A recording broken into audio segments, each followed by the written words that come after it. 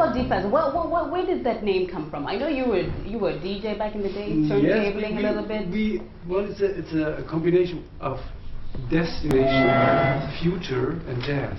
Future with PH. That's the idea behind that. But in the meantime, or there were times I thought, what a stupid idea, DFAS. Nobody knows how to spell it, you have to write it down. But then it was too late. So let's talk about when you guys first met. When you guys came together and said, you know what, we're a great ensemble, we could do wonders. Usually we don't answer this question anymore because we're so old we don't even remember.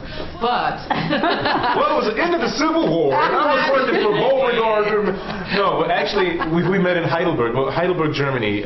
It's a big melting pot. There are a lot of student town, American forces installation. I was a soldier at the time, and I met Pitt in a way of trying to connect. It was an English guy that brought us together. Yeah, it was an English guy. I was with two blokes from England, and we had a thing called London Groove, but it turned into a thing called The Right Thing. Anyway, we had this band, and we were trying to get a nice demo.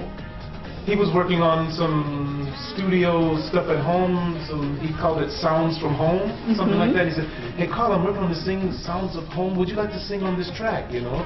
And I listened to it, yeah, sounds groovy, why not? And that was the beginning of like the DFAS kind of thing. Now, you know, you're all kind of solo artists in your own right. You're successful individually as well as in an ensemble. How do you keep that going? When you're together, who does what? I mean, how do you decide on each other's roles? I know you're kind of like the studio, sort of the piper of the studio. He's the mastermind and he tells us what to do, so. Why do I hate this word?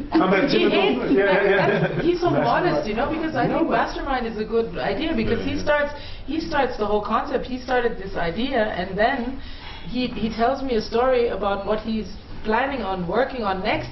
And it's like a small spark, and for me, all of a sudden, it just starts going, and my imagination starts going, and it jumps onto the next person, and Carl comes into the studio, so we need each other. It's like a symbiosis, you know. Are you surprised that in Russia that you've been welcomed as much as you have been?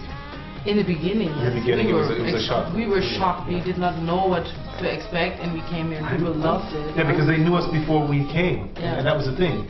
Because our records were, I don't know, bootlegged or pirated or however you want to call it. So our first concert, I was like, oh no, no one's going to know us, and I hope it works, whatever. They were singing our songs. They already knew the stuff, you know, and that was really incredible. Now, I know, Pete, in the past, you've always referenced this thing, which you said about it earlier on, that it's kind of like when you read a book. Because when I read the book, I always say that the book doesn't choose you. You don't choose the book chooses you.